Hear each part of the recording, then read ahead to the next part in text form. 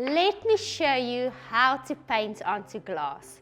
We are going to upcycle old glass bottles, and the first very important step is to clean your glass properly using lacquer thinners. I have done this already and my glass jar is dry. I dip my paintbrush, an enzyme paintbrush, in my shorty story, and this is the color I'm working with, and I paint a very even first coat. Remember that your first coat is never a final coat, it is the foundation for everything else that needs to happen.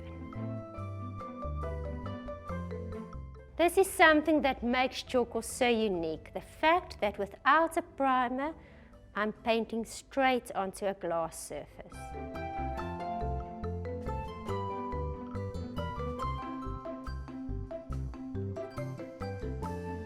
I will now allow this to dry for more or less 40 minutes and then I'll continue with my second coat. Our first coat is dry and now we are going to apply our second coat.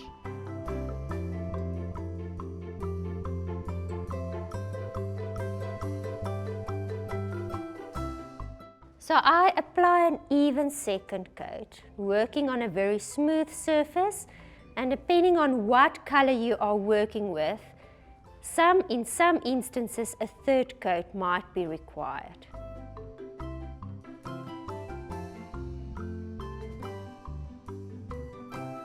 One of the things I enjoy most about Tjhoko is the way that you can upcycle almost anything and give it a second purpose. This glass jar will now stand and I will allow for it to dry completely. And while I'm waiting for it to dry, I'll show you step by step how to be creative on fabric.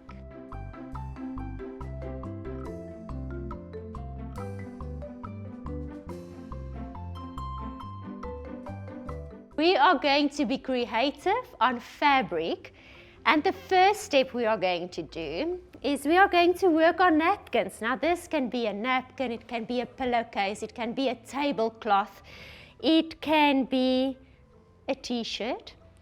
So what I'm going to do is I'm going to randomly just put elastic bands on my napkin.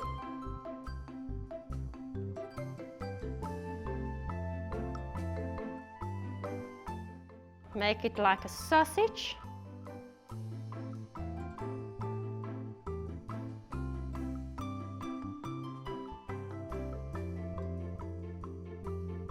And you can tie the elastics however you want, different designs and patterns. Be adventurous. So I'm just going to move this nicely in the center, this one over here.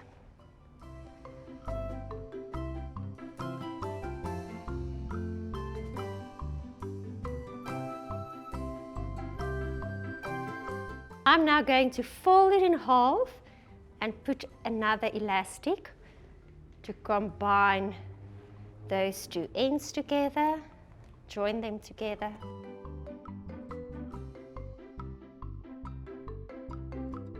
I'm going to dip my fabric in some water. Very important, make sure that it's a natural woven fabric, not synthetic fabrics. I squeeze out excess moisture. I put it over here, and now I'm going to mix some Tjhoko paint and water together. So I'm actually going to dye my fabric with Tjhoko paint. You can use any color that you like. I would like to keep it muted, neutral, due to the next step that's going to happen later. So I just scoop some Martin's Move, is a warm grey, and that's what I'm scooping into my bowl.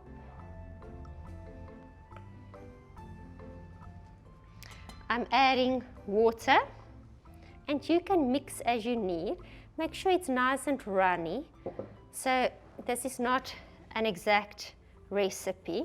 You can also use leftover paints to do this. I mix my water and paint together. Make sure it's nice and runny.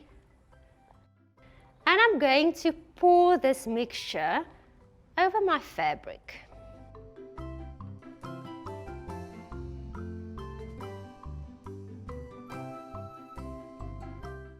It's going to be a mottled dye effect, so it's not going to be perfect.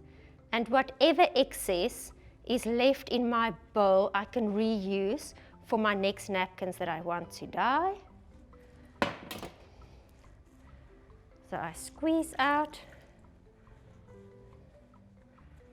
I love this color. I just squeeze. So this actually ensures that I don't use unnecessary product and mix that I have left for my next that I want to dye. I remove the elastic bands.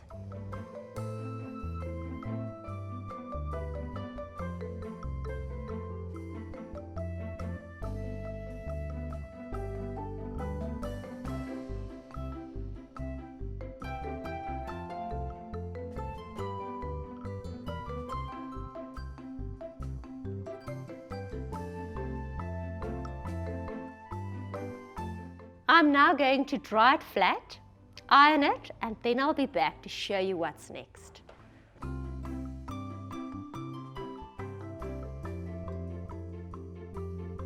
I'll be showing now how to stencil on fabric, the fabric that we've previously dyed for a mottled effect with Tjhoko Paint.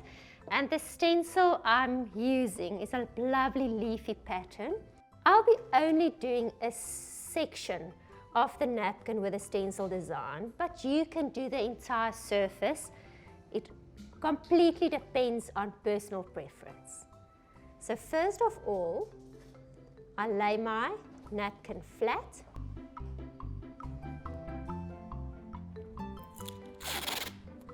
I make sure that my stencil is positioned nice and straight.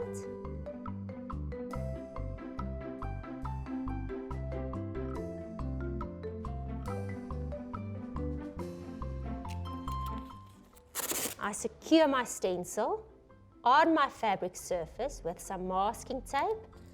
This will prevent the stencil from moving around, and also secure it to my table that nothing can move.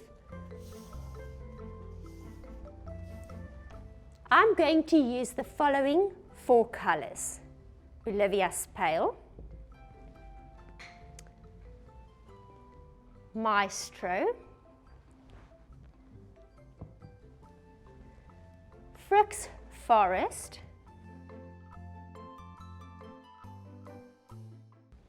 and Cloud White. I use a stencil brush. I dip my stencil brush in my first paint color. I'm using Maestro. I have a cloth in my other hand just to remove any excess paint. I press flat with my free hand. Make sure there's no blobs of paint on my stencil brush, so it's actually dry. You can rather apply more coats than having paint leaking underneath your stencil. And in circular movements, I stencil with my paint color.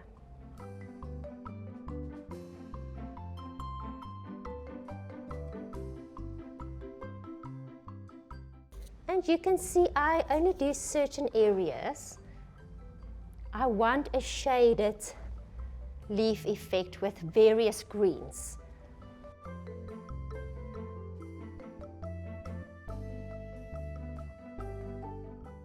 So I have a tablecloth, a plastic tablecloth on my table, and the moment you work from a plastic surface, your paint doesn't dry that quickly, and you can actually reach a larger surface with your paint before it dries. Okay, I'm going to stop there with Maestro. Now I'm going to, with the same stencil brush, I'm just cleaning it with my cloth. Continue with some Frick's Forest, which is a darker green.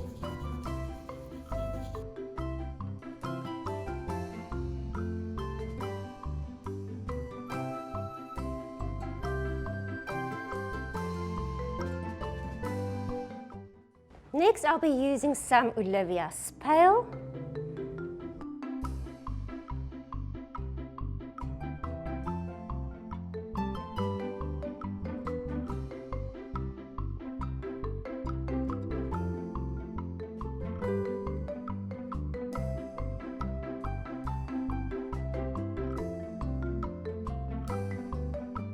And for some accents, I'm just going to use Cloud White. This will just brighten up everything.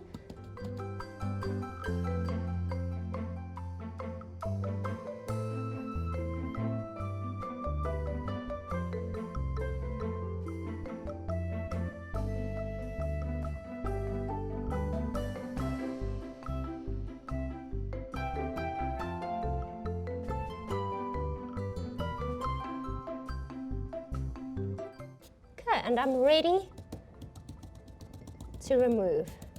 Just dabbing for some highlights here and there.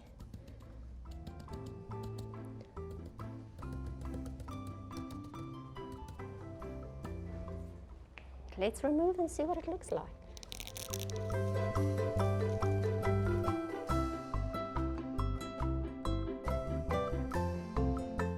Then for this stencil design, I'll be flipping the stencil over. It's not a pattern repeat design. So I just make sure that the top section is nice and dry.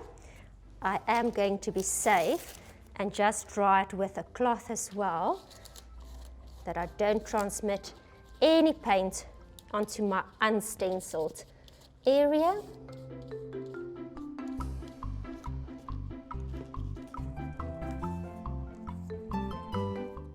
I flip it over.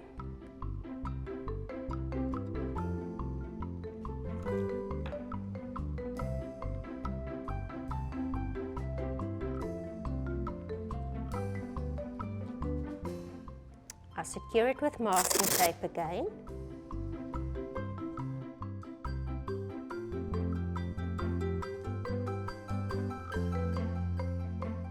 And I repeat the entire process. Start with Maestro.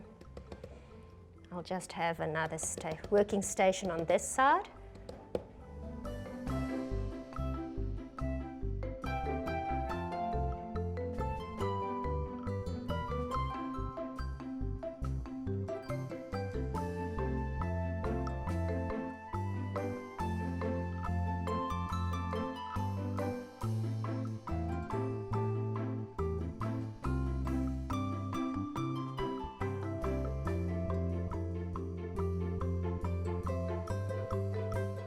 My napkin is complete. It absolutely looks beautiful. What I will do next is I will iron it to heat set the paint, and whenever you want to wash, hand wash in cold water.